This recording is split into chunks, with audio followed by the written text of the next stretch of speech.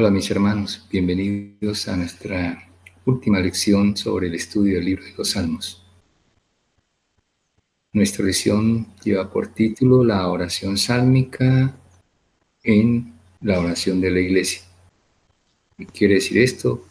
La presencia de los salmos en la oración de la iglesia.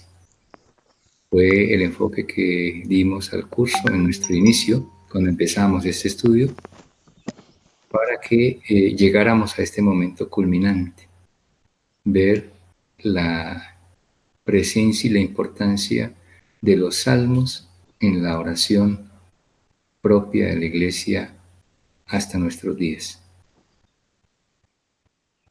Bienvenidos entonces a esta nueva lección. Y vamos a iniciar precisamente con nuestra oración recitando este Salmo 94. Este Salmo 94 es el salmo que la iglesia reza todos los días en la oración de laudes. Más adelante vamos a tratar ese aspecto, cómo está organizada la oración sálmica. Pero por ahora tengamos en cuenta, es el salmo introductorio a la liturgia de las horas, a la liturgia del día, o sea, en el primer momento del día, que es la oración de laudes, la oración de la mañana. Y como se está empezando el día, la jornada, y se empieza con la oración, entonces el Salmo nos invita, por eso el título del Salmo, nos invita a la alabanza divina, nos invita a ponernos frente al Señor y alabar a Dios.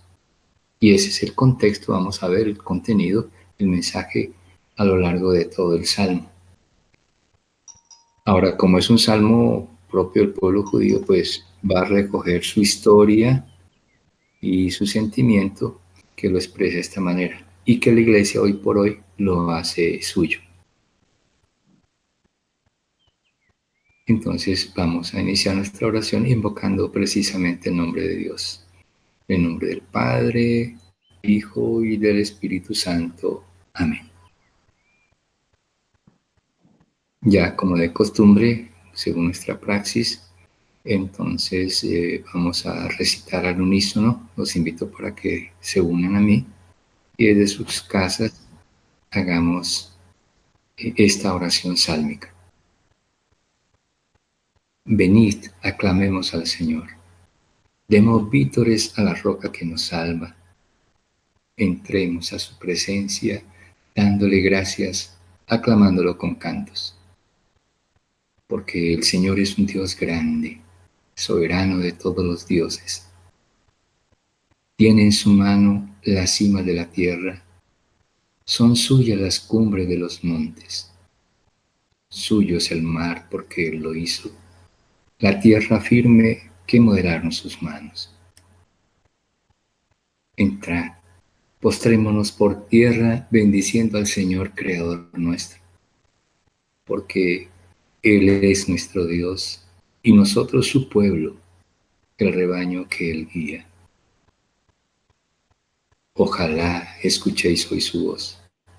No endurezcáis el corazón como en Meribá, como el día de Masá en el desierto, cuando vuestros padres me pusieron a prueba y me tentaron aunque habían visto mis obras. Durante 40 años, aquella generación me repugnó, me asqueó y dije, es un pueblo de corazón extraviado que no reconoce mi camino. Por eso he jurado en mi cólera que no entrarán en mi descanso. Gloria al Padre, y al Hijo, y al Espíritu Santo, como era en el principio, ahora y siempre, por los siglos de los siglos. Amén. Bien, recitado el Salmo y hecha nuestra oración, con este Salmo 94, conocido como el Salmo invitatorio, vamos entonces a proseguir con nuestra lección de hoy. Les decía que vamos a tener este tema también muy novedoso para nosotros, que consiste en ver la presencia de los salmos en la oración de nuestra iglesia. Ya los hemos visto en su ambiente original, en el momento de que surgen los salmos, en el contexto del Antiguo Testamento del pueblo de Israel, luego su presencia en el Nuevo Testamento y concretamente en la persona de Jesús, en la manera como los salmos llegan a Jesús y luego como Él también los asume. Y que al pasar por la persona de Jesús, los salmos toman una dimensión nueva. Jesús les da un nuevo sentido a los salmos y ese nuevo sentido es el que descubrimos en la iglesia y por eso hemos asumido los salmos como la oración de la iglesia. Para ver este temita, veo muy importante centrarnos. Hay mucho material, hay mucho contenido al respecto, pero quiero centrarme en el magisterio del Papa Juan Pablo II. ¿Por qué? Porque primero es una persona conocida por todos nosotros, sabemos quién es y a quién se trata, entonces sus palabras no llegan mucho. Además que todavía lo tenemos muy presente, no solamente en la mente, sino en el corazón, por lo que significó no solamente para la Iglesia, sino para el mundo durante su pontificado y su vida. Y luego, porque es un gran teólogo, o fue un gran teólogo, un gran biblista, y aun cuando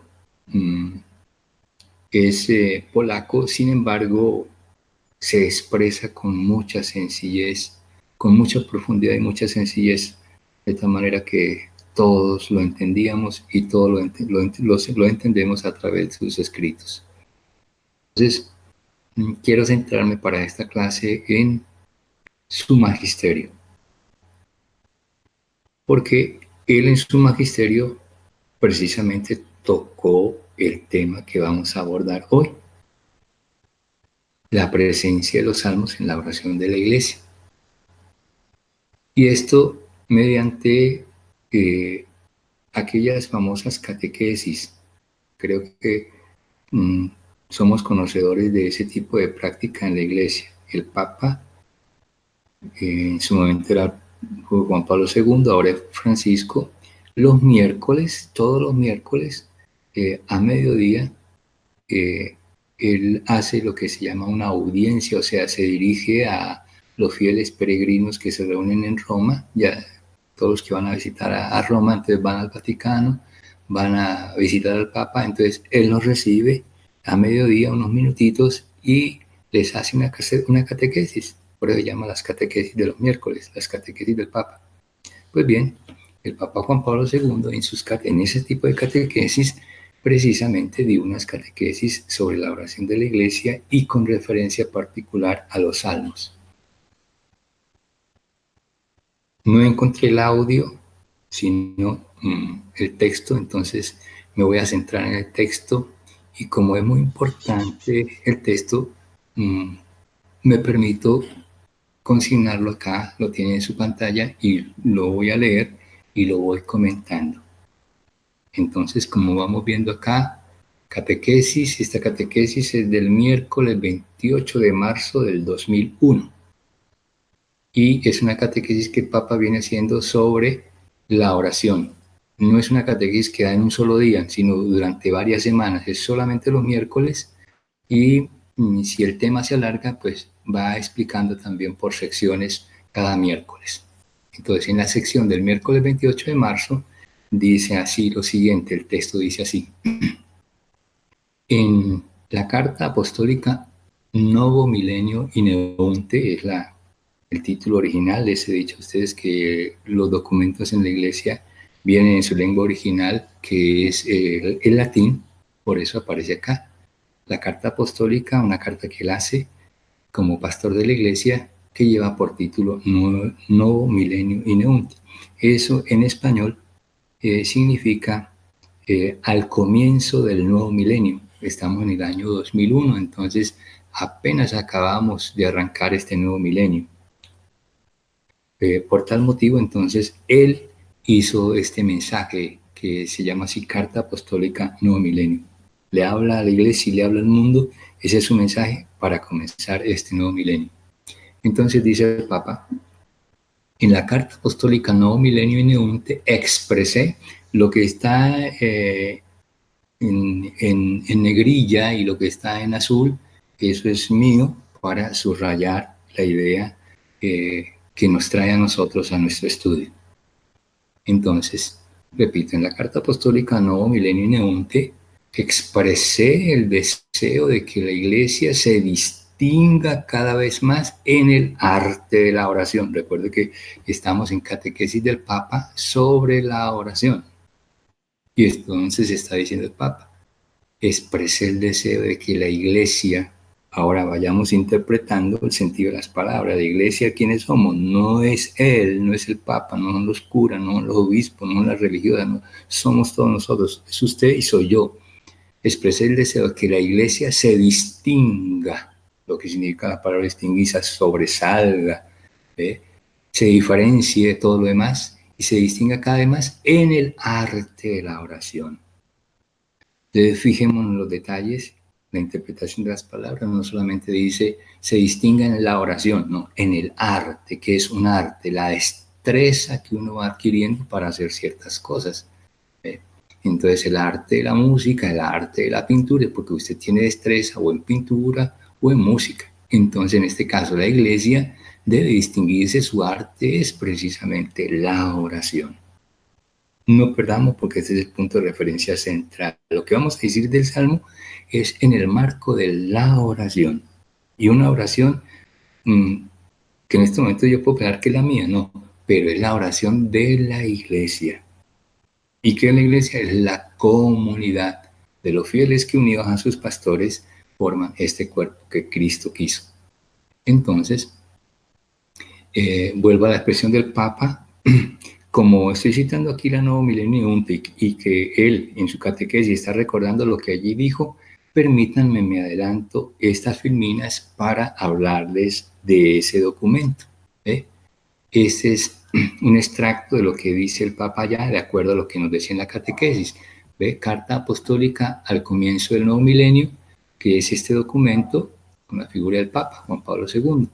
Entonces, en ese documento, en los números 32 y después en la siguiente diapositiva, que es la 33, él va a hacer este comentario sobre la oración. Recordemos que estamos partiendo de las catequesis del Papa sobre la oración. Entonces decía allí: en la Nuevo Milenio in Eunte expresé el deseo. Bueno, vamos a leerlo en la Nuevo Milenio in Eunte, ese deseo. Entonces dice el Papa en el número 32 de la Nuevo Milenio in Eunte: para esta pedagogía de la santidad, o sea, está hablando de que todos nosotros como cristianos estamos llamados a ser santos. Entonces, para esta pedagogía de la santidad es necesario un cristianismo que se distinga ante todo en el arte de la oración, que era lo que nos estaba diciendo en la catequesis. Aquí está el texto. Y luego entonces ya explica: sabemos bien que rezar tampoco es algo que pueda darse por supuesto. Es preciso aprender a orar. De alguna manera era nuestra inquietud cuando nos llegó la invitación a este curso. Y les he dicho en varias ocasiones cómo quizás el énfasis lo pusimos es en eso. Voy a ir a un taller donde me van a enseñar, ¿sí?, metódicamente cómo es que tengo que orar. Y pues estamos adquiriendo los elementos para llegar a ese momento. Entonces, vuelvo a las palabras del Papa: es preciso aprender a orar, como aprendiendo de nuevo este arte, vuelvo a insistir, de los labios del mismo Divino Maestro, o sea, de Jesús, como los primeros discípulos, que en su momento le dijeron al Señor, Lucas 11:1, Señor, enséñanos a orar. Los discípulos dicen, Señor, enséñanos a orar. Lo ha dicho el Papa acá: es preciso aprender a orar. Por entonces se habla de aprender y de enseñanza. Estamos en un camino de enseñanza para aprender como los discípulos. Sigue diciendo después el Papa: realizada en nosotros. Y atención lo que viene, lo traigo también ahí, lo lo copio acá para comentárselo a ustedes, porque viene algo muy importante, lo que es el sentido de la oración. Hablando de esa oración, dice, realizada en nosotros la oración. Yo la hago, pero es una oración que no es una, que es una obra netamente mía, ¿no? Cuando yo oro, dice el Papa, es una obra realizada en nosotros. ¿Quién la hace? El Espíritu Santo. Esto es muy importante que lo tengamos en cuenta para cuando hacemos oración. No solamente la oración sálmica, sino toda oración. Cuando yo hago oración, sí, yo soy un instrumento para que el Espíritu Santo, ya sabemos que es el Espíritu Santo, la tercera persona de la Trinidad, nos abre por Cristo. Entonces, ve, ya hablamos del Espíritu Santo, ahora aparece también Cristo en la oración, y en Cristo a la contemplación del Padre. Entonces, ¿qué tenemos acá? Tenemos en la oración, tenemos presente al Padre, tenemos presente a Cristo que es el Hijo y tenemos presente al Espíritu Santo. ¿Qué quiere decir, papá, con esto? Mire, entendamos, tengamos en cuenta que cuando hacemos oración, esa oración es un acto trinitario. Sí, yo la hago, pero ahí está presente en esa oración la Trinidad, porque es el Espíritu Santo quien actúa en mí para que a través de Cristo yo tenga acceso al Padre en la oración. Qué bello. Bueno, aprender esta lógica, dice el Papa, esta lógica trinitaria, o sea, aprenderla, tengámosla en cuenta, de la oración, viviéndola plenamente ante todo en la liturgia, otro elemento que en esta clase vamos a dar mucho énfasis más adelante. Por ahora lo menciono y lo subrayo. Viviéndola plenamente, la oración, la vivo plenamente ante todo. Hay muchos medios, muchas maneras, pero ante todo, ¿qué quiere decir? La primacía, lo más importante en la liturgia. Ya hablaremos de la liturgia, que es la liturgia y qué presencia tienen los salmos ahí. Y cuando dice la liturgia, me va a citar este documento que aparece aquí en sus siglas C.S mayúsculas y numeral 10. Este es un documento, otro documento del Concilio Vaticano II. En algunos momentos de nuestras clases pasadas lo hemos mencionado, una que otra vez. S de Sacrosanctum y la C de Concilium. Sacrosanctum Concilium número 10. Ese documento titulado así Sacrosanctum Concilium es el documento del Concilio Vaticano II que se centra, el tema central, todo gira en torno a esto, la liturgia. Es el documento que me explica a mí la liturgia, qué es la liturgia en la iglesia y cómo está organizada. Y en ese documento, en el numeral 10, el Papa cita que la liturgia en la iglesia es cumbre y fuente de la vida eclesial. ¿Qué quiere decir cumbre? O sea, el punto más alto hacia donde tiene que llegar que la vida eclesial, la vida de la iglesia. Y luego fuente, el origen. Es donde empieza y donde termina la vida eclesial, o sea, la vida del cristiano. ¿De qué estamos hablando? No perdamos la referencia, es la liturgia. La liturgia es fuente y cumbre de la vida eclesial. Y en esa liturgia, ¿qué hacemos? Expresamos nuestra oración que es trinitaria. Y en esa oración, ¿hacia dónde vamos? Vamos a ver la presencia fundamental de los salmos. Por estas cositas quería entonces hacer alusión a este documento del Nuevo Milenio Ineunte. La manera como el Papa nos anima a empezar, nos animaba en ese entonces a empezar este nuevo milenio en el cual ya nos encontramos de manera adelantada. Y luego les decía, el siguiente numeral también de este mismo documento nos es importante porque nos va a decir lo siguiente, numeral 33. ¿No es acaso un signo de los tiempos? Lo coloco en rojo. Todo esto es subrayado, está subrayado y en otro color, eso es mío para resaltar la idea. ¿No es acaso un signo de los tiempos? Y viene en comillas. ¿Por qué? Porque es una expresión clave, importante y de cierta trascendencia en la iglesia y para el mundo, especialmente en las circunstancias que estamos viviendo, por ejemplo, hoy en día.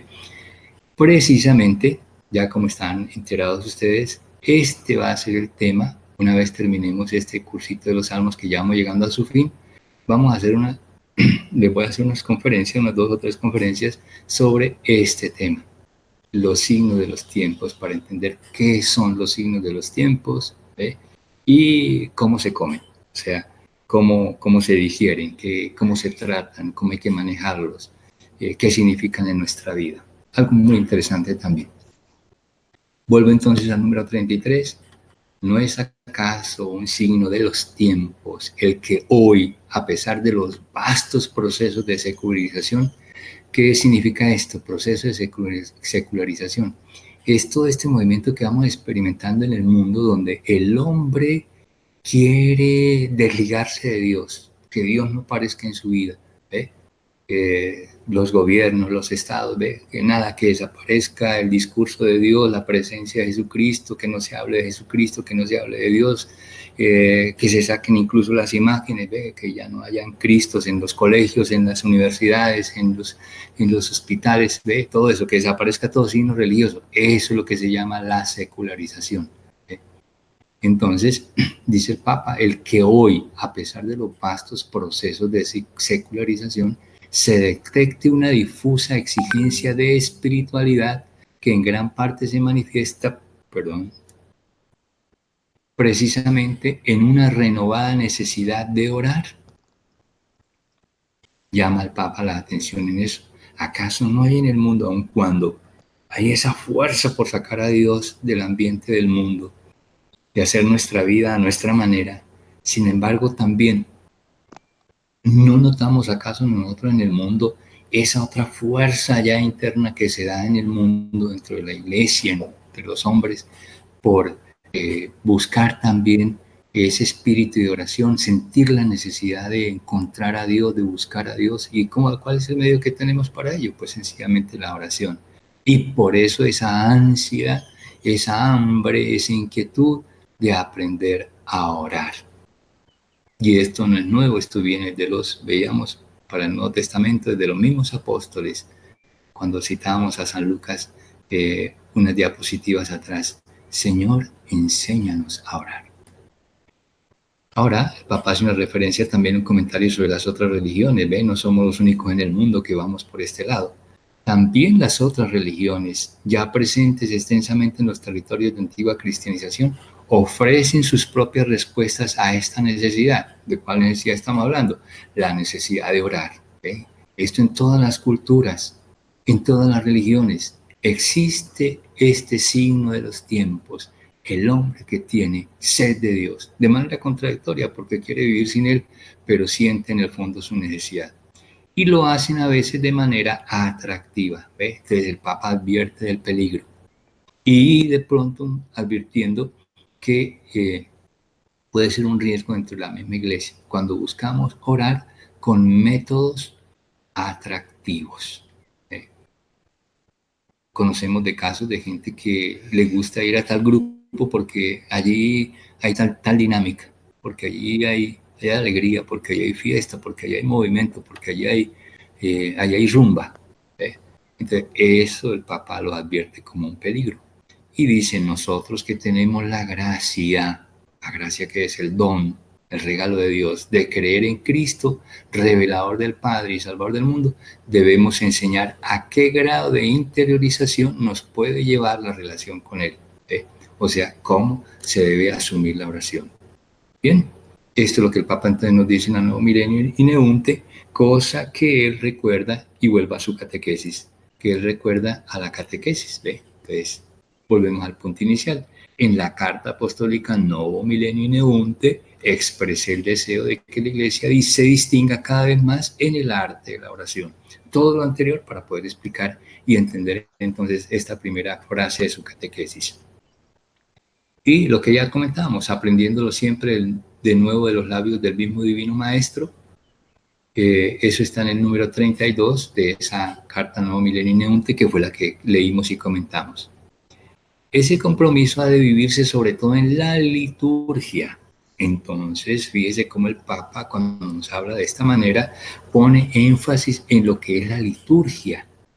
les he dicho a ustedes que mucha falta nos hace también a nosotros un curso de liturgia. La liturgia no es solamente la palabrita, no, la liturgia es todo un cuerpo, una estructura que hay dentro de la iglesia y dentro de la vida del cristiano muy importante y de mucho valor y de mucha riqueza. Lo que pasa es que la desconocemos, porque como nuevamente vuelvo a recordar acá, según el Sacrosanctum Concilium, recuerdan que citamos número 10, cuando se habla de la liturgia, que la liturgia es la fuente, o sea, de donde brota, donde nace y a donde llega, a donde debe tender, donde debe culminar el sentido de la vida eclesial, o sea, de mi ser como parte de la iglesia, de yo como iglesia, algo que tan poca conciencia igualmente tenemos. ¿Qué conciencia tengo yo de ser iglesia? Yo soy iglesia, yo soy la iglesia. Y no como alguien que está matriculado a una organización social, a una ONG. No, eso no es la iglesia. En esta línea es importante prestar mayor atención pastoral a la promoción de la liturgia de las horas. Entonces ya en el campo de la liturgia hay una dimensión muy particular que se llama la liturgia de las horas, o sea, una liturgia para cada hora del día. Y dice el Papa, prestar mayor atención. Y cuando dice así pastoral, es que le está tirando las orejitas y llamando la atención a los obispos y a los curas para que le pongan atención a esto. Cuando es pastoral, es decir, en su acción con los fieles, esto, que promuevan la liturgia de las horas como oración del pueblo, como oración de todo el pueblo de Dios, como oración de todo el pueblo de Dios. Ya vamos a ver qué es la liturgia de las horas en esta misma charla. En efecto, aunque los sacerdotes y los religiosos tienen un mandato preciso, o sea, ellos desde su ordenación se comprometen, asumen ese compromiso de celebrar la liturgia de las horas, atención, subrayo yo, en lo que dice el Papa, también a los laicos. ¿Quiénes son los laicos? Ustedes y yo, los laicos, se les recomienda encarecidamente, como quien dice el Papa, por favor, como que nos ruega, por favor, prepárense para esto, estudien para esto, háganlo mejor. Y a los pastores, obispos y curas, por favor, formen a sus laicos en estas cosas. Es lo que trato de participarles a ustedes y de colaborarles a ustedes, dándoles también esta misma formación. Bien, seguimos entonces comentando la catequesis del Papa. Por eso ven ustedes la importancia de haber transcrito el texto y continuamos con ello entonces.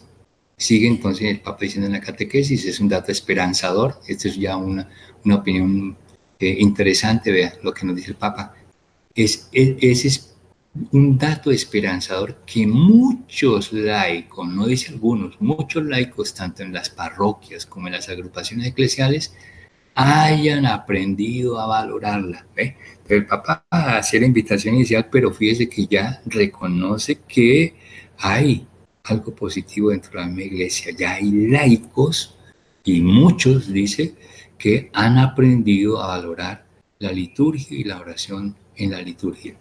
Sin embargo, sigue diciendo el Papa, con todo eso, con todo ese piropazo que nos dijo, dice, sigue siendo una oración que supone una adecuada formación catequística y bíblica.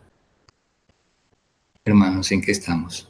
Aquí precisamente en esto es que nos encontramos nosotros, obedeciendo al Papa, obedeciendo lo que es el deseo de Juan Pablo II en su momento y que lo sigue siendo seguramente. Con todo, sigue siendo una oración que supone una adecuada formación catequística y bíblica. Por lo menos yo estoy trabajando aquí la parte bíblica. La parte catequística ya tiene que ver mucho con metodología y con otra temática. Pero aquí desde la parte bíblica, fíjense cómo la estoy enfocando. O sea, yo me siento cumpliendo la misión.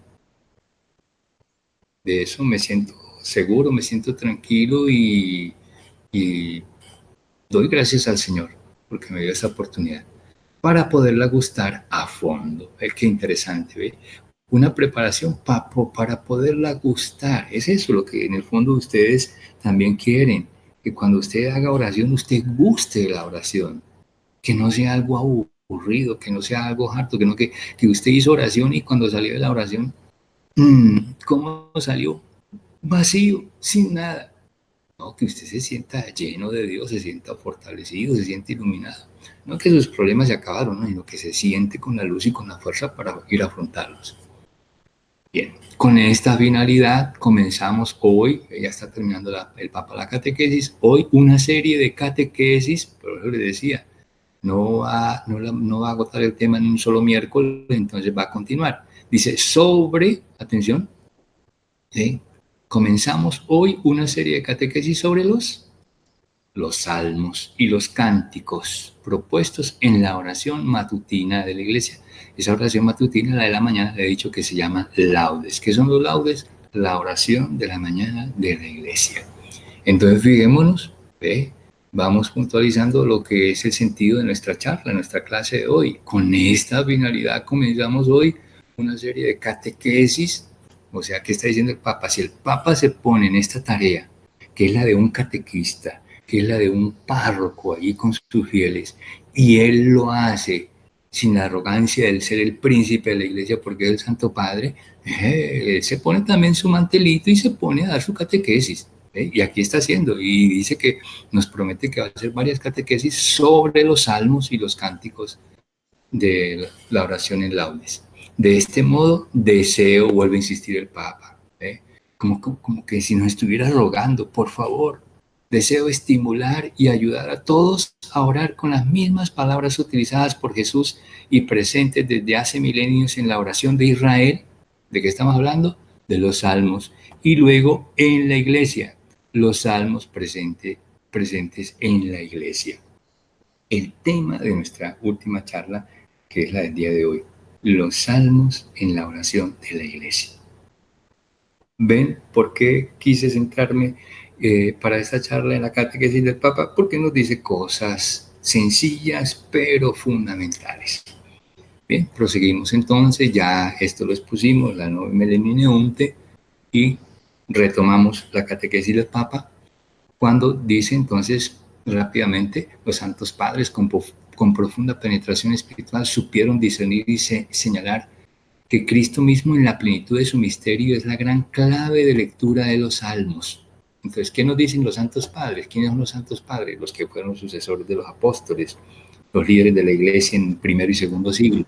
Nos dicen ellos que Cristo, ¿sí?, nos mostró que los salmos, que Cristo es la plenitud de la oración de los salmos, que Él se convierte en la gran clave, Cristo, en la gran clave de lectura de los salmos. Para nosotros como cristianos, nosotros ya leemos los salmos y no los leemos, sino que los recitamos con un sentido diferente, diverso a como lo reza un judío.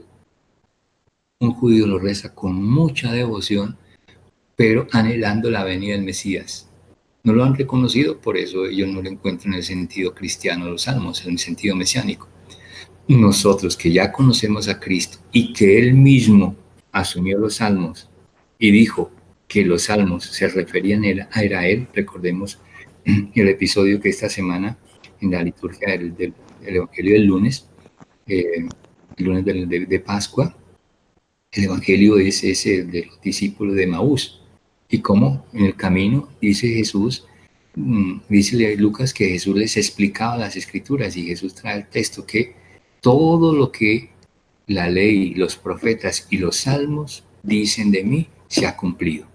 Jesús es el cumplimiento. Entonces lo que los salmos dicen es en referencia a Él y Él es prácticamente la encarnación de los salmos. Por lo tanto, para los cristianos, Él es la gran clave.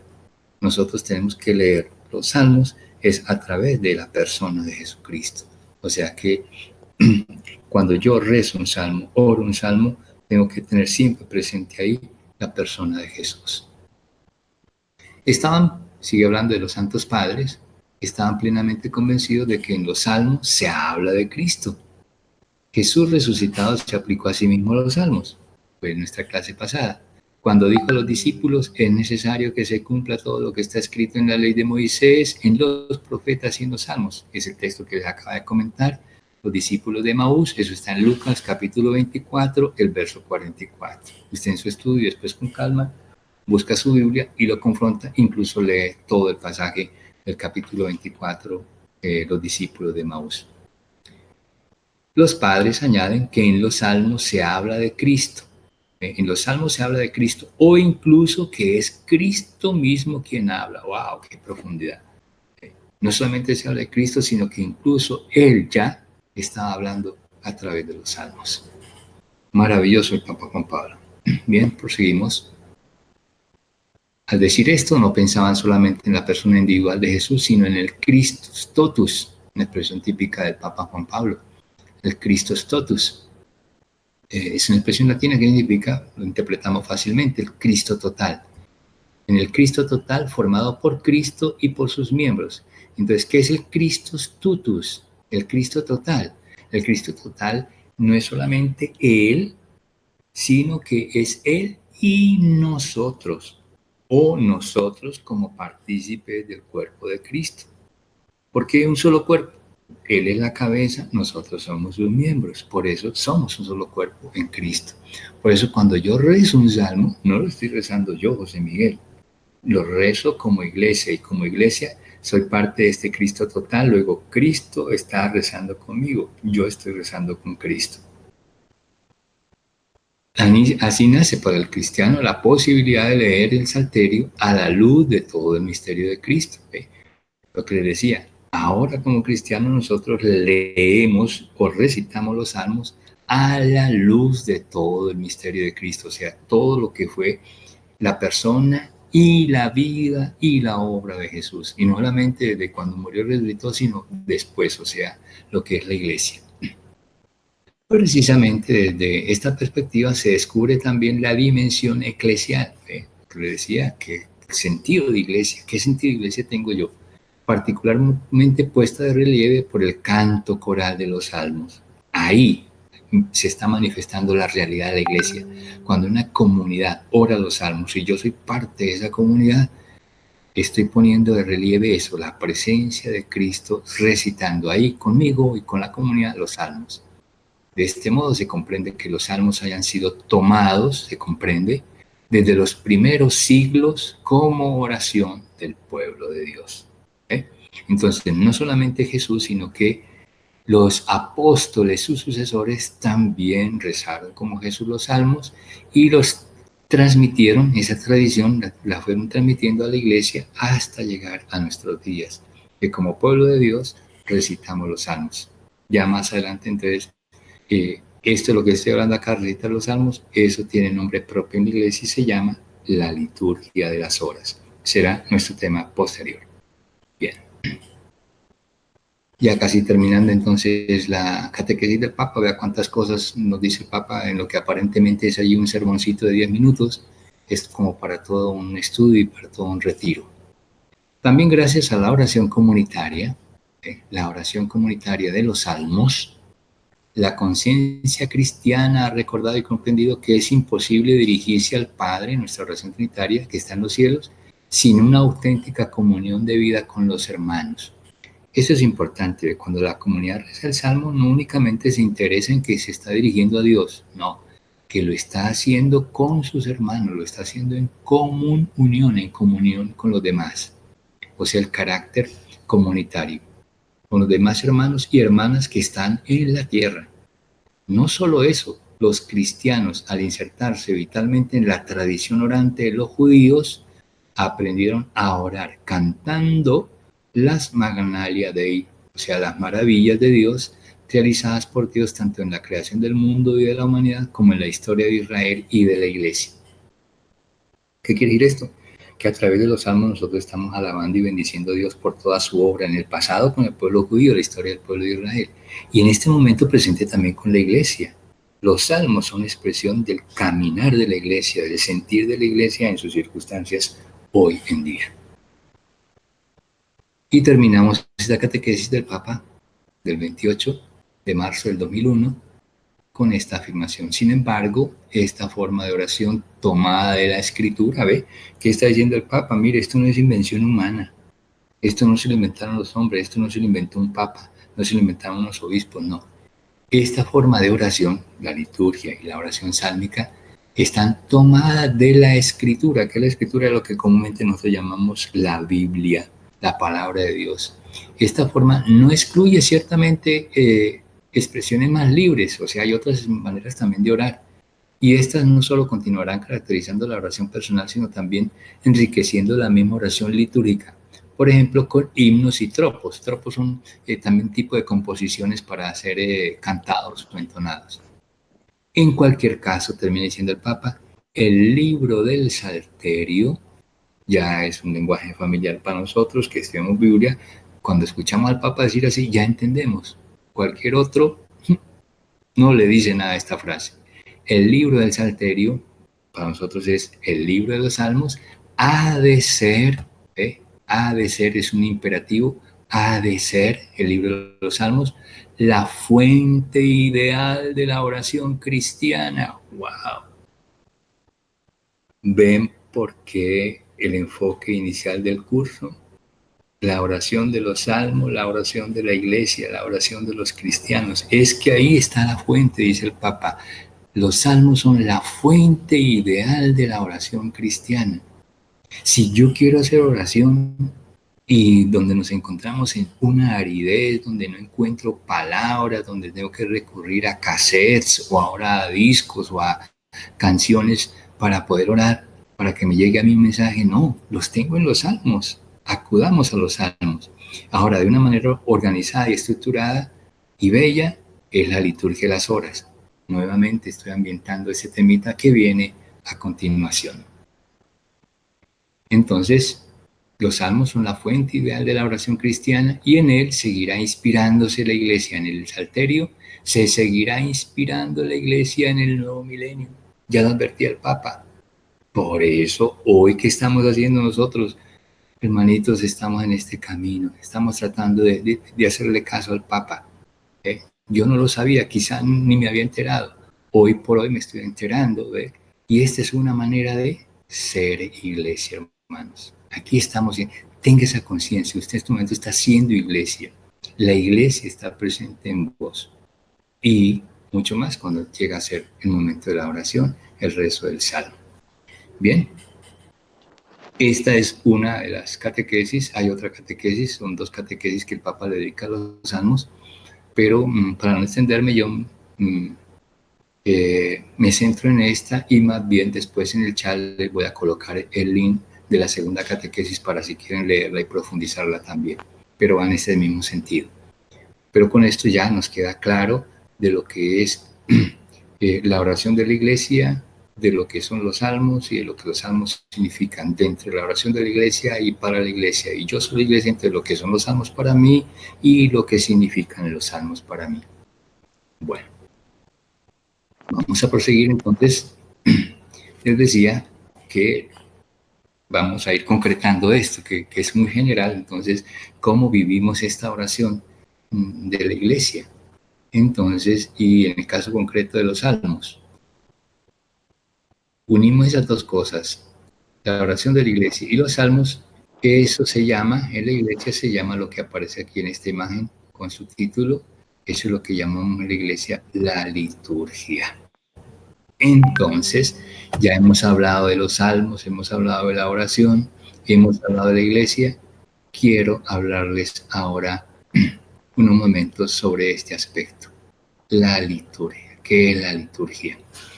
Pues en sí la palabra no es desconocida para nosotros, pero como muchas cosas, las aprendemos y las pronunciamos y hasta las podemos repetir muchas veces, pero sin saber su significado, sin saber su sentido. Caso concreto, si les pregunto, bueno, ¿qué es la liturgia? Podríamos quedarnos ahí en un largo silencio. Bien, vamos entonces a abordar ese temita también. ¿Qué es la liturgia? Bueno, en principio tengo que advertirles que hay muchas definiciones de liturgia, pues cada quien la define con sus propias palabras, ¿ve? Y unas menos técnicas, otras más técnicas. Lo ideal sería tomar la definición oficial que trae el llamado diccionario de liturgia, en la iglesia hay un diccionario propio de liturgia, todo dedicado a cuestiones litúrgicas, palabras que tienen que ver con la liturgia. Hay un libro grande también, como lo es cualquier diccionario, dedicado a este. Y él también, ese diccionario trae su definición oficial. Y lo pueden ustedes buscar en internet, diccionario de liturgia, y lo pueden bajar. Bueno, de las muchas definiciones que hay, he querido tomar esta que es como la más asequible para su comprensión, para nuestro medio, para nuestro grupo. Entonces, ¿qué es la liturgia? Esto viene con esa referencia abajo, está en azul, de una plataforma de mercado. Entonces, allí se define, la liturgia son aquellos gestos, palabras, ritos, acciones que el creyente hace para participar de la gracia de Dios. Estas acciones se traducen en oración. ¿De qué estamos hablando? El tema de la oración. Acabamos de ver la catequesis del Papa sobre la oración. Pero también se traducen en sacramentos. ¿Ven? Los sacramentos también son liturgia. En el caso concreto de los sacramentos, la Eucaristía es nuestra gran liturgia, ofrecidas al Padre Celestial por Cristo en el Espíritu Santo, una obra trinitaria. Es, como dice Juan Pablo II, una voz unísona del Espíritu Santo y la Iglesia que aclaman al Señor. El Espíritu Santo, una voz unísona del Espíritu Santo y la Iglesia. ¿Y quién es la Iglesia? Nosotros. Entonces el Espíritu Santo, que unidos a nosotros, aclama al Señor Jesús y dice, ven. Una de las tantas definiciones que hay sobre liturgia. ¿Alguna idea entonces nos da ya esta definición? Vamos a ir comprendiendo entonces lo que significa la liturgia y la seguimos comentando. Más técnicamente, entonces vamos a la cuestión literal que les he enseñado. Liturgia viene de la palabra griega leiturgia, que significa, que viene compuesta de dos palabras. Leitos, aquí la primera, leitos, como aparece acá, aparte, leitos, y luego ergón, de donde viene la finalización de liturgia o urgía. ¿Sí? Entonces, leitos, que significa popular, o sea, que es del pueblo, y urgía o ergón, que es la raíz, que significa obra. Entonces unimos los dos significados. Es una obra, o sea, obra, traduzcámosla para mejor comprensión nuestra, traduzcamos la palabra obra por acción. Entonces, ¿qué significa? Una acción ¿de quién? Del pueblo, del leitos. Entonces, ¿qué es la liturgia? En síntesis o literalmente significa una acción del pueblo. Bueno, por tanto, se refiere desde hace mucho tiempo a una obra que pertenece a la comunidad y no es de utilidad privada. Esa es una conclusión muy importante, clave. Cuando hablamos de liturgia, es una acción comunitaria, no es una acción privada. Yo nunca hago una liturgia solo, porque estaría ignorando la comunidad. Es clave e importante la presencia de la comunidad y el carácter de lo que significa la palabra comunidad. O sea, la reunión, y no solamente la reunión, la presencia física, sino lo que los caracteriza, la común unión entre los cristianos. Ese es el sentido de la palabra liturgia. Ya les hablaba que cuando el Papa citaba un documento, era este, aquí está, ¿ve? ¿Recuerdan la sigla? Como se cita, S de Sacrosanctum y la C de Concilium, porque así se llama el documento, la Sacrosanctum Concilium. ¿Recuerdan qué documento es? Un documento del Concilio Vaticano II. ¿Y su tema cuál es? La liturgia. Aquí está, Constitución Dogmática sobre la Sagrada Liturgia. De eso se trata entonces este documento, que lleva por título el Sacrosanctum Concilium y que cuando se cita, sencillamente se cita con la sigla S.C y luego con el numeral. Entonces, el numeral que vamos a estudiar acá como referencia es Sacrosanctum Concilium número 84. ¿Qué dice la Sacrosanctum Concilium? Documento sobre la liturgia en el número 84. Entonces nos dice el documento: por una antigua tradición cristiana, el oficio divino una expresión nueva que aparece para usted en estos momentos, oficio divino. Traten de grabarlo, tenganlo en cuenta. Y más adelante se lo conecto con otro término para que lo entiendan mejor. Por ahora, tengamos en mente esa expresión, el oficio divino. Número 84, están cruzando un concilio. El oficio divino está estructurado de tal manera que la alabanza de Dios consagra el curso entero del día y de la noche. Ya vamos viendo de qué se trata, ¿sí? Que el oficio divino es la oración de la iglesia que estructura su oración de acuerdo al día, a la hora del día, ¿sí? Para consagrarle a Dios en la alabanza el curso entero del día y de la noche. Digamos, no solamente el día, sino también la noche.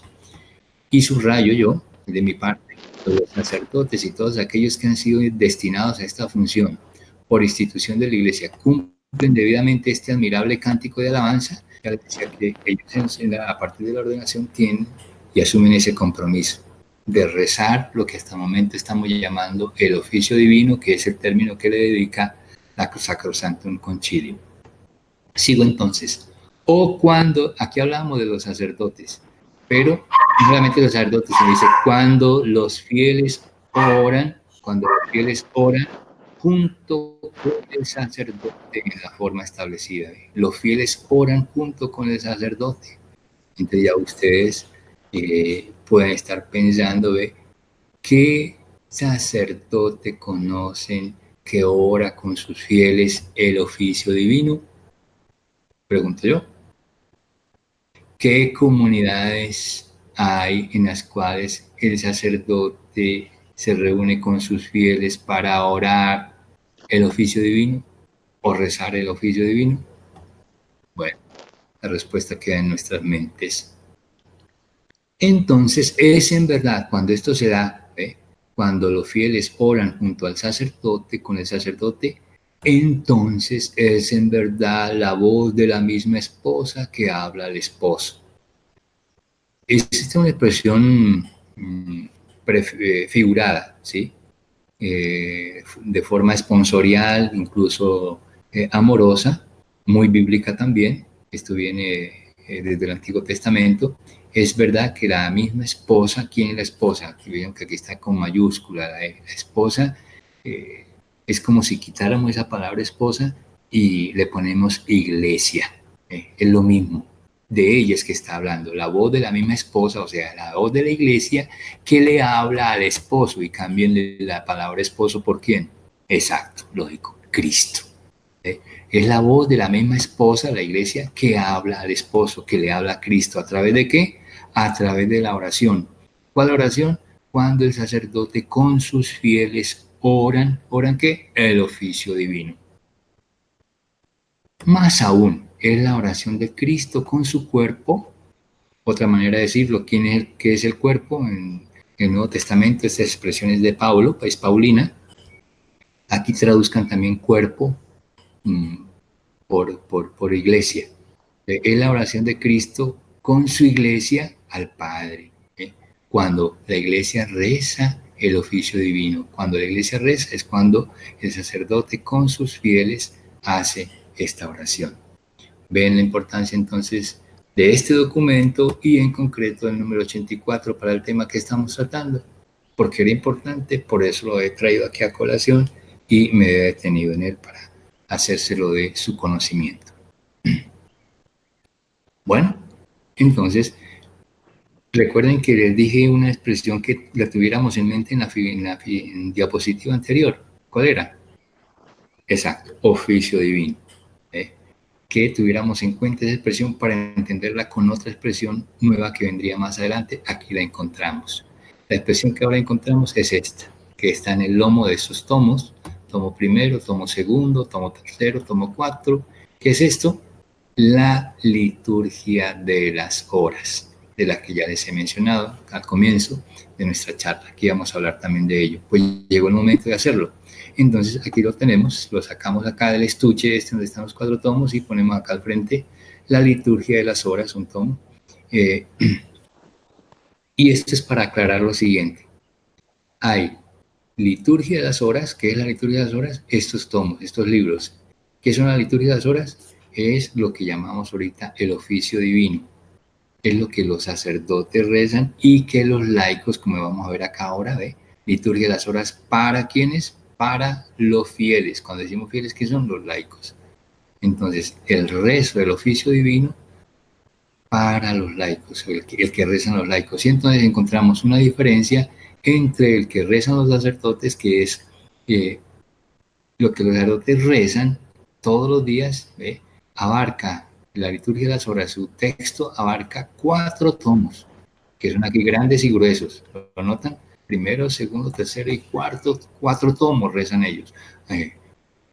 Atención, no que lo recen todo el día, no, esto es para rezarlo a lo largo del año.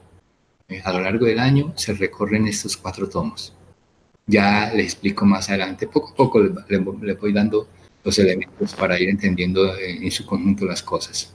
Entonces, por ahora, y decirles que esto es lo que se conoce como liturgia de las horas, que la liturgia de las horas es este tipo de libritos. ¿Qué contienen? Contienen lo que teológicamente llamamos y veíamos en la Sacrosanctum Concilium 84, el oficio divino. ¿Qué es el oficio divino? Entonces, más adelante les voy a mostrar la estructura y el contenido. Poco a poco les decía. Pero aquí es ver la diferencia en estas dos ediciones. Estos 4 tomos es la de los sacerdotes, los consagrados, religiosos, religiosas y obispos, y la que reza el Papa también. Y este librito es uno solo nada más, y más sencillo, más delgado, más o menos del mismo tamaño, pero más delgado, y es un solo tomito, y que se llama Liturgia de las Horas para los Fieles, o sea, la que podemos recitar nosotros, y que algunos de nosotros ya tienen. Recuerdo que al comienzo, cuando empezábamos, creo que fue Grisel que llevó una edición de este libro. Bueno, entonces vamos a explicar, ¿no? Vamos a entrarnos qué hay dentro de estos libritos. Entonces pasamos a la siguiente diapositiva. ¿Qué es eso? ¿Qué es la liturgia de las horas? ¿Ve? Es llamado también el oficio divino. ¿Recuerdan la expresión de Sacrosanctum Concilium 84? ¿Cómo lo llamaba? Oficio divino. ¿Qué es el oficio divino? La liturgia de las horas. ¿Qué es la liturgia de las horas? Por lo menos en dibujo ustedes ya vieron el libro. Que aquí en estas diapositivas de la derecha son ya la liturgia de las horas abierta. Aquí hay una persona que está rezando una hora de la liturgia, y aquí hay otra dama, otra niña, que está también rezando la liturgia de las horas. ¿Ven? Bueno, entonces volvemos aquí al texto, llamado también el oficio divino. ¿Qué es? Es el conjunto de oraciones. ¿Qué son ese conjunto de oraciones? Son salmos, antífonas, himnos, oraciones, lecturas bíblicas y otras. ¿Ve? Todos estos elementos son parte fundamental, o sea, forman parte de la estructura interna del oficio divino. Oraciones que la Iglesia ha organizado para ser rezadas en determinadas horas de cada día. Seguimos hablando sobre qué es la liturgia de las horas, el oficio divino. ¿Qué es el oficio divino? Es parte de la liturgia, es una parte de la liturgia, y como tal constituye, junto con la Santa Misa, la plegaria pública y oficial de la Iglesia. ¿Qué quiere decir esto? Ya les decía, hay muchas formas de orar, hay muchas formas de rezar, pero la pública y oficial es esta, la del oficio, del rezo divino, la liturgia de las horas y la Eucaristía, la Santa Misa. Tercero, ¿qué es la liturgia de las horas? Tiene un fin. Su fin es consagrar las horas del día, la mañana, el mediodía, la tarde, la noche, al Señor, extendiendo la comunión con Cristo efectuada en el sacrificio de la Eucaristía. Quien reza el oficio se hace un paro en las labores para rezar con la Iglesia, aunque se encuentre físicamente solo. Eso es interesante también, ¿ve? Yo le decía, yo no hago liturgia cuando rezo solo, pero yo sí puedo rezar solo, y cuando lo estoy haciendo rezando solo, los salmos, lo está haciendo la Iglesia. Vea qué misterio tan grande, y se entiende solo desde la fe. Cuando yo rezo, cuando yo oro, la iglesia es la que está orando. Yo estoy solo, pero teológicamente es la iglesia, o sea, es una realidad, una verdad espiritual teológica de que eso es así. Es la iglesia la que está orando a través mío, a través de mis labios, a través de mi espíritu, a través de mi corazón. Aunque sin duda es necesaria la oración privada, también es necesario que recemos formalmente unidos como iglesia. Y fundamentalmente, este librito que conocemos, Liturgia de las Horas, Oficio Divino, es para rezarlo en comunidad, ante todo. Así como decíamos, los salmos son oraciones, himnos, para recitar, decíamos, ante todo son para ser cantados. Entonces, el oficio divino también es para ser rezado individual, pero sobre todo de manera comunitaria. Por lo tanto, termino diciendo, los sacerdotes, los religiosos, religiosas, tienen obligación de rezar el oficio divino. Pero vamos viendo también que el Papa nos está invitando, nos está entusiasmando a que los laicos también recemos la liturgia de las horas. Bien, les decía, poco a poco nos vamos entrando en eso, qué es y cómo está estructurada. Hablamos de una estructura interna de la liturgia de las horas, ¿ve? Que es este libro, llamado en la Sacrosanctum Concilium como el oficio divino. Entonces, vale lo mismo decir las horas del oficio divino o la liturgia de las horas. Entonces, estamos hablando de las horas, son varias horas. ¿Cuáles son esas horas del oficio divino o de la liturgia de las horas que aparecen en este libro? Entonces, esas horas se llaman, en la liturgia, se llaman, una hora se llama el oficio de lectura. Poco a poco les voy explicando. Otra se llama laudes, ya les decía laudes que era. Otra se llama hora intermedia, otras se llaman vísperas y otras se llaman completas. ¿Ve? Esa es la estructura, la columna vertebral de este librito, Liturgia de las Horas, que contiene ¿qué? El oficio divino. ¿Qué es el oficio divino? El rezo oficial de la iglesia. Bueno, recuerdan que les dije que les iba a enviar el link de la otra catequesis del Papa Juan Pablo II sobre los salmos y sobre la liturgia de las horas. Esa segunda catequesis es propiamente sobre este tipo de oración, de la liturgia de las horas. Interesantísimo también, pero como aquí me extendería demasiado hoy, entonces aquí viene la referencia y aquí viene este link. Lo pueden bajar o lo pueden copiar para que de ahí bajen esa catequesis. Esa catequesis es del miércoles 4 de abril del 2001. Recuerden que la otra era la semana anterior, el 28 de marzo. Entonces, este es del 4 de abril del 2001. Y el tema de esa catequesis es la liturgia de las horas en la oración de la Iglesia del Papa Juan Pablo II en una audiencia general, parte de su catequesis. Se la recomiendo también, por favor, con calma, después la pueden leer, y no solamente leer, sino estudiar y digerir. Y es una alusión de lo que viene acá en este cuadro de la izquierda. Todo un comentario y apreciaciones que hace el Papa sobre la liturgia de las horas, que viene a ser estas: el oficio de lectura, los laudes o las laudes, la hora intermedia, las vísperas y las completas.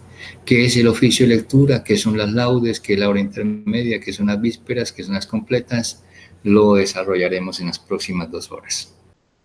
Bromeaba, perdón. Bueno, aquí entonces tenemos el librito que veíamos ahorita presentado en su carátula, aquí lo hemos abierto. Entonces les voy a explicar unos elementos internos de lo que es la liturgia de las horas. Perdón, me regreso para ver la estructura. Entonces decíamos, el oficio de lectura, las laudes, la hora intermedia, las vísperas y las completas. Lo que vamos a ver un ejemplo ahorita, en la siguiente diapositiva que me retrocedí, es este. Vamos a ver esta hora, que se llama laudes. Es la expresión técnica de la hora, se le llama así laudes, pero para que lo entendamos nosotros, ¿qué son las laudes? Ustedes pueden decirlo también de esta manera: la oración de la mañana. O sea que usted no reza laudes a mediodía, ni por la tarde, ni menos a la noche cuando se va a acostar. No, usted reza laudes cuando se levanta, es la oración de la mañana. Entonces, vamos a abrir este librito en una sección de laudes, y entonces les voy a explicar los elementos que aparecen allí internos. ¿Ve? Perdón. Entonces, aquí en lo que estamos abierto, hemos abierto el libro y aquí aparece, ¿ve?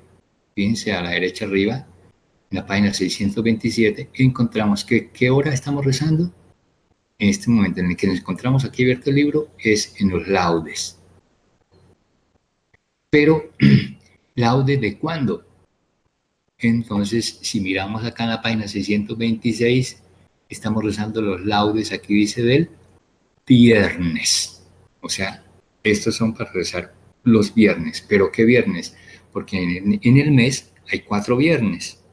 Entonces, la estructura de la liturgia de las horas está hecha así para 4 semanas, o sea, para el mes. Entonces, aquí estamos en laudes del viernes de la segunda semana del mes.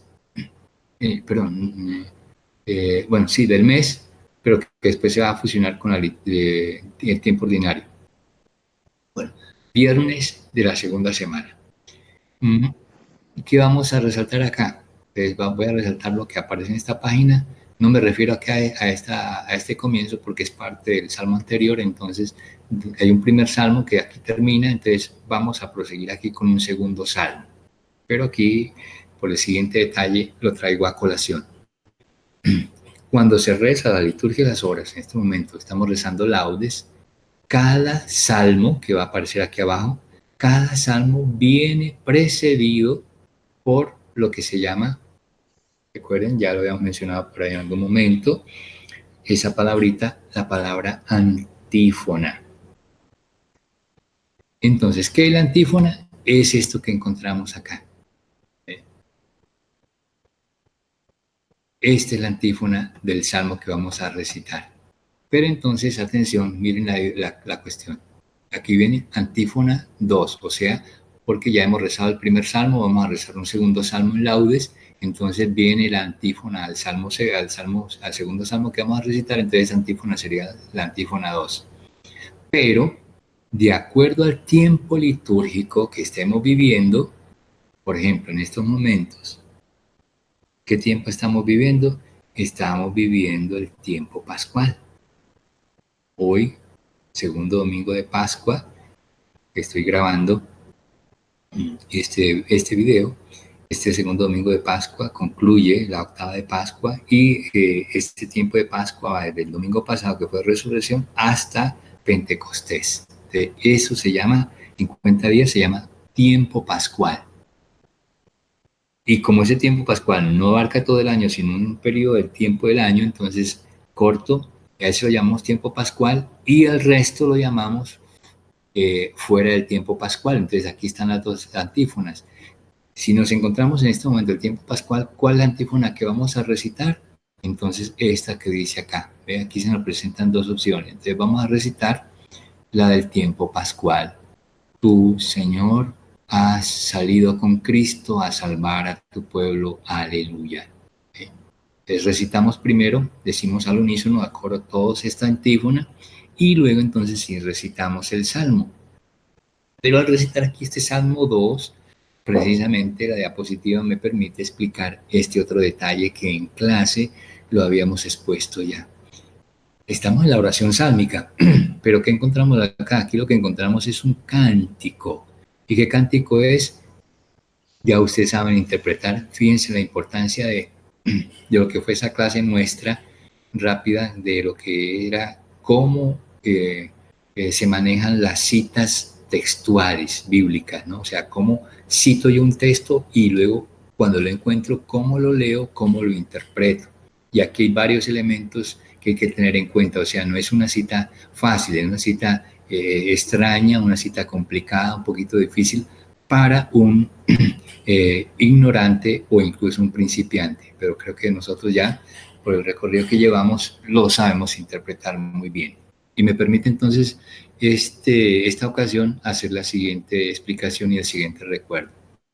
Entonces vamos a recitar primero. Entonces, no es un salmo, es un cántico.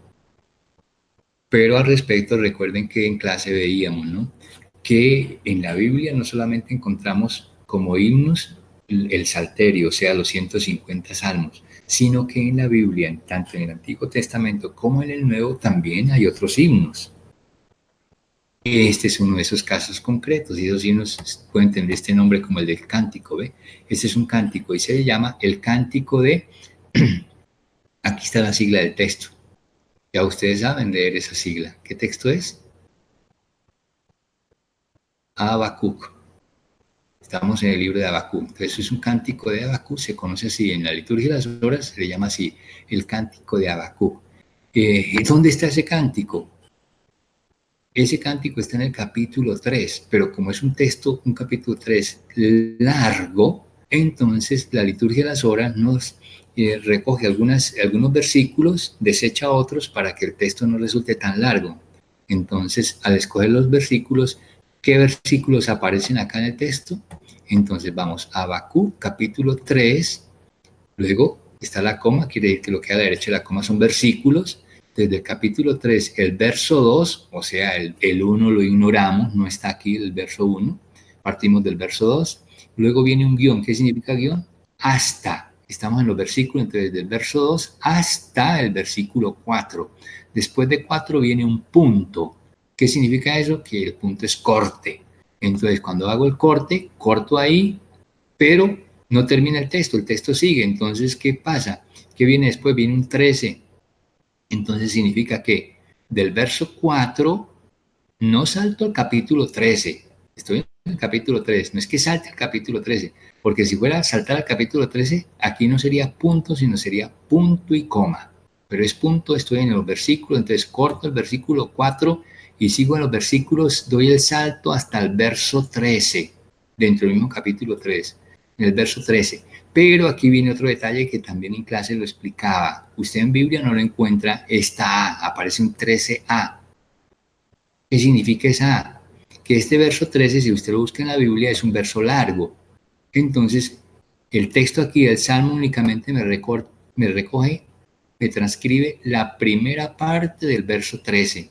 Y esa parte es la que designamos intelectualmente en nuestro inconsciente o nuestro consciente mental como parte A. Entonces, repito, capítulo 3, versos del 2 al 4, luego verso 13, parte A nada más, las otras partes no las trae aquí el Salmo, y tampoco trae el verso 14, aparece un punto, entonces seguimos en los versículos, ahora sería versículo 15, salto del 13A al 15, y viene un guión, entonces hasta el verso 19. Qué bello este texto que me recoge estos elementos para recordarlos y explicarlo acá para los nuevos con mayor claridad. Bueno, entonces estamos en el segundo himno de las laudes del viernes de la segunda semana, que corresponde a un cántico de Habacuc, cántico que lleva por título El juicio de Dios. Y entonces aquí viene el texto del cántico. Señor, he oído tu fama, me ha impresionado tu obra, en medio de los años realízala, en medio de los años manifiéstala, en el terremoto acuérdate de la misericordia, etcétera, etcétera. Y aquí termina el salmo. Al terminar el salmo, entonces, en la iglesia recuerden que en la parte litúrgica solemos hacer la doxología final. Entonces decimos el gloria al Padre, al Hijo y al Espíritu Santo, como era en un principio, ahora y siempre, por los siglos de los siglos. Amén. Y aquí esto que viene en rojo, en liturgia, atención, esta observación es litúrgica. Para quienes trabajan en liturgia en las parroquias o en las comunidades, y usted toma un texto litúrgico y le toca proclamarlo, leerlo, tenga en cuenta esta regla litúrgica. Lo que está en rojo, usted no lo lee, no lo proclama. Eso es para usted como lector, que lo tenga en cuenta. Entonces, en este caso, usted no dice se puede repetir la antífona, no. Lo que le está diciendo es que se puede repetir la antífona, es que vamos a repetir la antífona. Terminamos gloria al Padre, al Hijo y al Espíritu Santo, entonces inmediatamente acudimos a la antífona. ¿Cuál antífona de las dos propuestas? A aquella que corresponde al tiempo pascual, que es el que nos encontramos. Tú, Señor, has salido con Cristo a salvar a tu pueblo. Aleluya. Entonces empezamos el salmo con la antífona y cerramos el salmo con la misma antífona. Ahora, si este salmo corresponde a un viernes de la segunda semana, pero por allá en el tiempo ordinario, o sea, por allá en por allá en julio, entonces, como no estamos en el tiempo pascual, la antífona ya no sería esta, sino que sería la antífona que dice acá, fuera del tiempo pascual. En tu juicio, Señor, acuérdate de la misericordia. Y como lector, yo no leo fuera del tiempo pascual, o quienes estamos rezando el Salmo, no rezamos fuera del tiempo pascual, no. Todo lo interpretamos como una nota que yo debo tener en cuenta. Bueno, y luego otro detallito final en esta situación. Veamos cómo, además del texto del cántico y el texto bíblico transcrito, viene además aquí adicionado que no se reza. Cuando rezamos el Salmo no rezamos esta parte que aparece acá, vea, en este cántico, y luego acá en el Salmo 147 también viene esta notita, un texto bíblico. Esos textos bíblicos no se leen, no se rezan, sino que es para su meditación personal. Después de que recita un salmo, hay un silencio, y entonces usted en ese silencio hace meditación del salmo, y de alguna manera esa meditación, en esa meditación usted no se queda en el contexto del Antiguo Testamento, que es el salmo, sino que busca su relación con el Nuevo Testamento. Recuerden que las observaciones anteriores, los comentarios del Papa Juan Pablo II, que nosotros tenemos que leer el salmo a través de Cristo, ¿eh? Entonces, fijémonos que este instrumento acá es para ayudarnos a eso, a leer el Salmo desde Cristo. Entonces, ¿qué vamos? Estos textos suelen ser del Nuevo Testamento. Vea, Lucas capítulo 21, verso 28, donde aparece allí la invitación del evangelista: levantaos, alzad la cabeza, se acerca vuestra liberación, que es una predicación de Juan Bautista. Bueno, así entonces encontramos varios elementos importantes dentro de la liturgia de las horas. Hay muchos más, pero esto así como manera de introducción para que nos vayamos familiarizando con este folleto, con este libro, con este instrumento de oración que es conocido como la liturgia de las horas o el oficio divino. Y solamente hemos hablado de laudes. Me devuelvo un momentito entonces para hablar de las otras horas. Entonces, lo que les acabo de explicar es de laudes. Pero además de los salmos, hay antífonas, pero hay oraciones, o sea, lo que llamamos comúnmente oración de los fieles. Hay un texto bíblico, tanto del Antiguo Testamento o del Nuevo Testamento, que también se lee ya aparte de los salmos. Se lee, se proclama, se medita, se hacen las preces, se reza el Padre Nuestro y luego una oración final. Bien, eso en laudes. Paso ahora a la hora intermedia. ¿Qué es la hora intermedia? Bueno, perdón, antes de la hora intermedia, entonces, tomo la grande. La grande son laudes y vísperas. Laudes, que es la oración de la mañana; vísperas, que es la oración de la tarde. O sea, como a esta hora en que nos encontramos en nuestra clase, se empiezan a rezar ya las vísperas. Tipo 3, 4, 5, 6 de la tarde se rezan las vísperas. Y lleva una estructura parecida a la de laudes, tan solo que los salmos de laudes son una referencia a la hora de la mañana. Los salmos de víspera nos hablarán de las horas ya de la tarde, lo que se está haciendo en la hora de la tarde, la actividad de la hora de la tarde, cuando ya estamos terminando jornada, estamos terminando el trabajo. Aquí es cuando estamos apenas empezando el trabajo en laudes. Bueno, entonces tenemos las dos grandes horas, que son laudes y vísperas, mañana y tarde. Pero vamos a encontrar que en medio de la mañana y en medio de la tarde viene una hora, se llama liturgia de las horas, una hora que se llama hora intermedia. Y esa hora intermedia, entonces aquí tendríamos que abrir un corchetico para colocar 3 elementos. 3 momentos trae esta hora intermedia. Hay una primera hora intermedia que tiene por nombre la hora tercia. Se llama así esa primera hora intermedia, la hora tercia. O sea, hay toda una liturgia para rezar, unos salmos para rezar en esa hora intermedia llamada tercia. ¿Cuál es la hora intermedia tercia? Esto es tipo media mañana, o sea, 9 de la mañana. Luego una segunda hora intermedia, que sería la de las 12 del día, mediodía, que se llama hora sexta. Y luego una tercera hora intermedia, que sería a media tarde, tipo 3 de la tarde, que se llama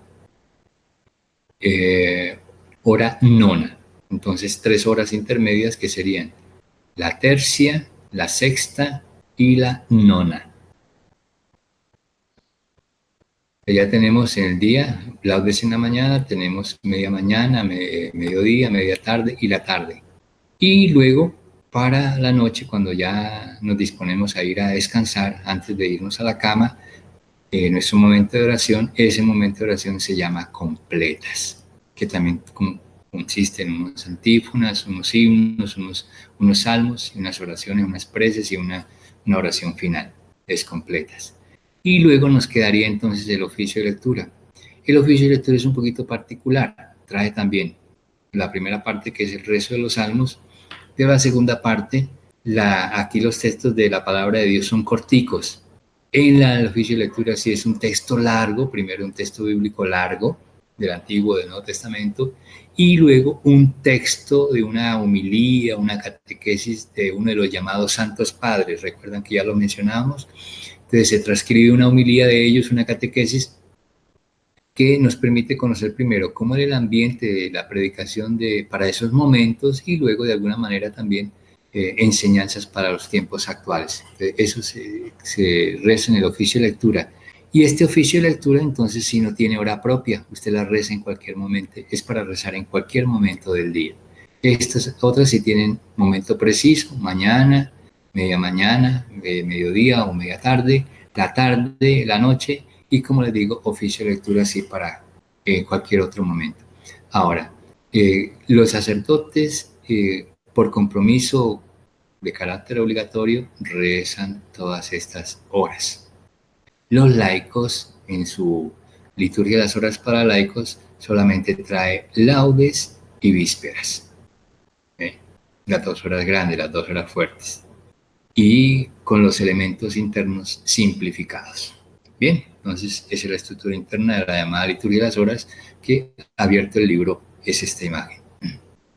Bien, como se me está alargando la conferencia, entonces quiero dejarles esto como más bien como para lectura, les voy a dar las indicaciones, y es como para que ustedes tengan un medio de consulta, de ampliar un poco más lo que aquí yo les he comentado de manera resumida cuando me haya alargado. Pero es para todo un curso, incluso esto de liturgia. Ya les decía, el tema de liturgia es para hacer todo un curso solamente sobre liturgia. Bueno, entonces, como estamos hablando de los salmos y como son parte de la liturgia, entonces los salmos en el uso litúrgico.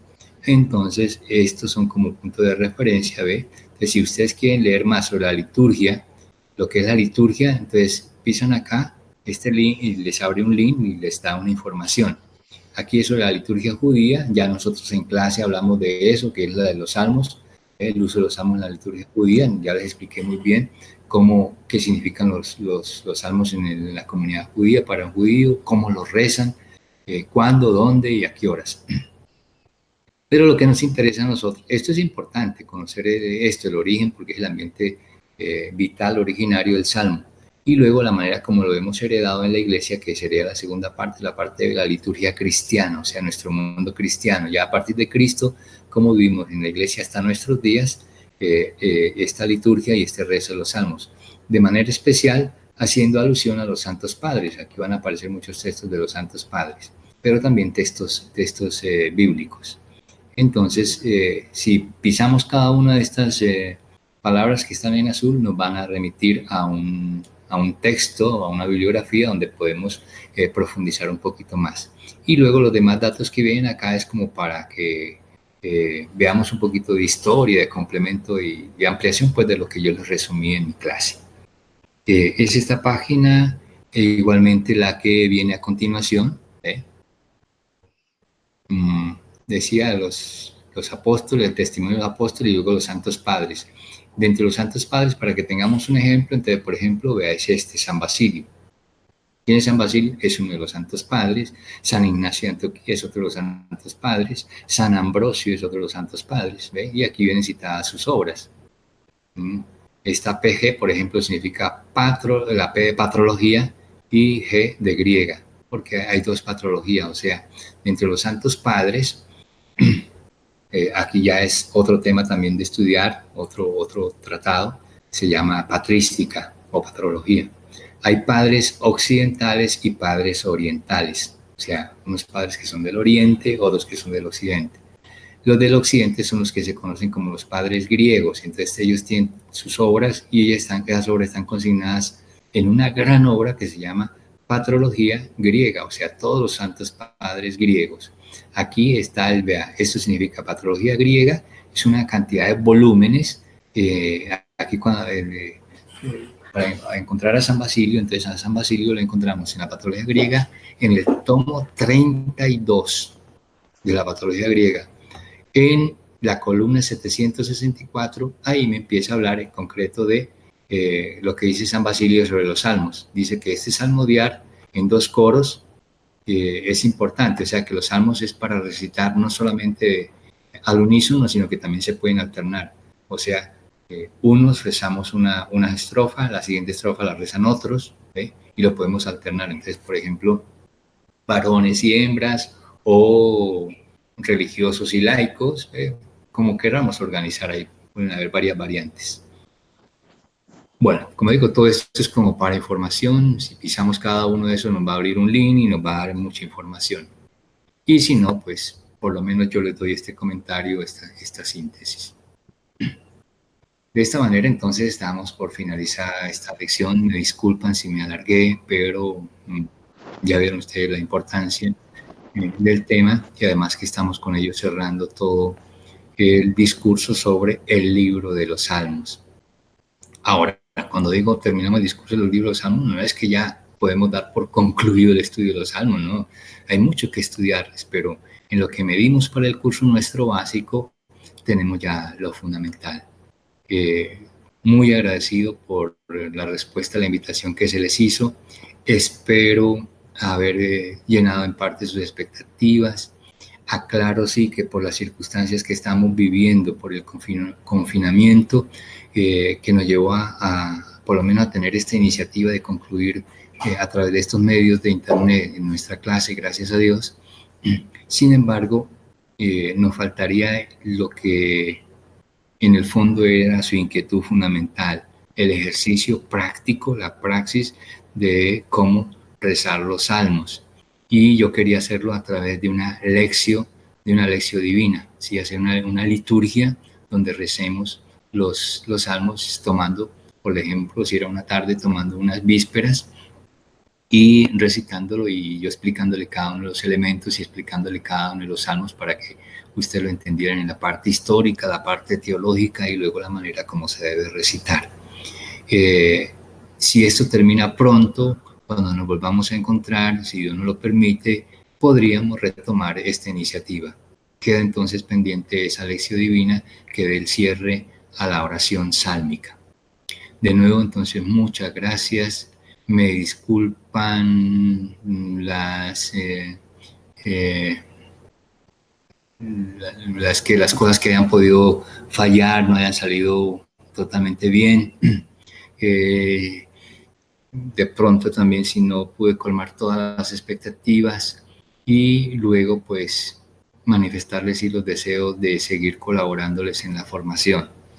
Ya como lo hemos anunciado, entonces en las próximas semanas vamos a tratar este temita de los signos de los tiempos, qué son, cómo interpretarlos y sobre todo desde el punto de vista de nosotros como creyentes, como cristianos y desde el punto de vista católico, porque también en torno a ese tema hay mucha basura. Entonces quiero ofrecerle lo fundamental y es un tema, como van a ver, de vital importancia, saber qué son y luego cómo entenderlos, cómo manejarlos. Bien, con esto entonces les agradezco, le damos gracias al Señor, decimos gloria al Padre, al Hijo y al Espíritu Santo, como era en un principio, ahora y siempre, por los siglos de los siglos. Amén. Madrecita Virgen de la Pascua, ruega por nosotros. Buena tarde.